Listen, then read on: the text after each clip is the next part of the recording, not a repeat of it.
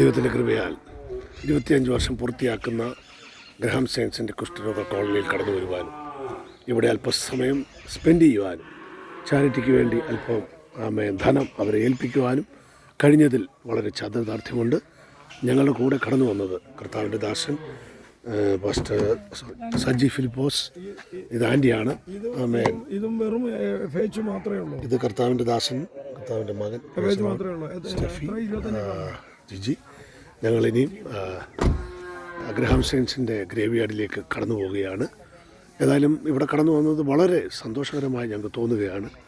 ചില അസുലഭ നിമിഷങ്ങൾ, വികാരനിർഭരമായ ചില അസുലഭ നിമിഷങ്ങളാണ് ഞങ്ങളുടെ ജീവിതത്തിൽ ഞങ്ങൾ അനുഭവിച്ചുകൊണ്ടിരിക്കുന്നത്. കാരണം അദ്ദേഹം അനേക വർഷങ്ങൾ 40-45 വർഷം കൊണ്ട് ഈ ദേശത്ത് ഉണ്ടായിരുന്നു.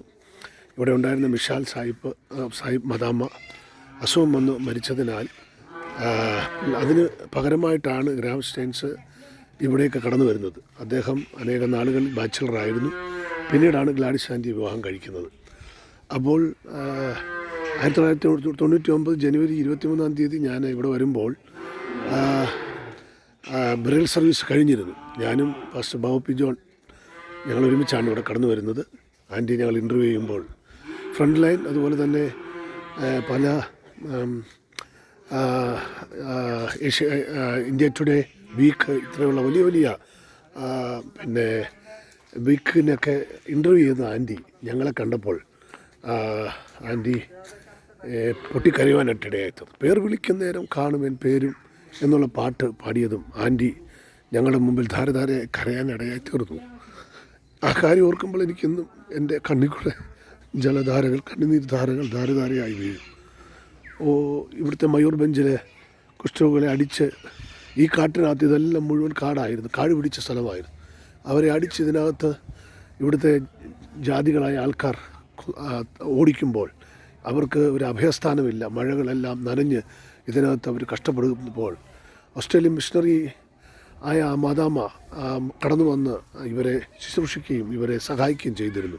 അങ്ങനെയാണ് ഈ സ്ഥാപനം ഇവിടെ പൂർണ്ണമായി തീർന്നത്. ഇവിടെയാണ് കർത്താവിൻ്റെ ദാസനും മക്കളും 1999 ജനുവരി 23 ഇവിടെ നിന്ന് മറ്റൊരു ഡിസ്ട്രിക്റ്റ് ആയ മനോഹർപൂർ എന്ന ഒരു സ്ഥലത്ത് പോവുകയും അവിടെ അവർ കുഷ്ഠരോഗികളെ ചികിത്സിച്ച് അന്ന് രാത്രിയിൽ അവർ അവിടുത്തെ ഒരു സഭയുടെ അടുത്ത് കിടന്നുറങ്ങുമ്പോൾ സുവിശേഷ വിരോധികൾ കടന്നു വന്ന് അവരെ ആക്രമിക്കുകയും ആ പിതാവിനെയും 2 മക്കളെയും അവരുറങ്ങിക്കിടന്ന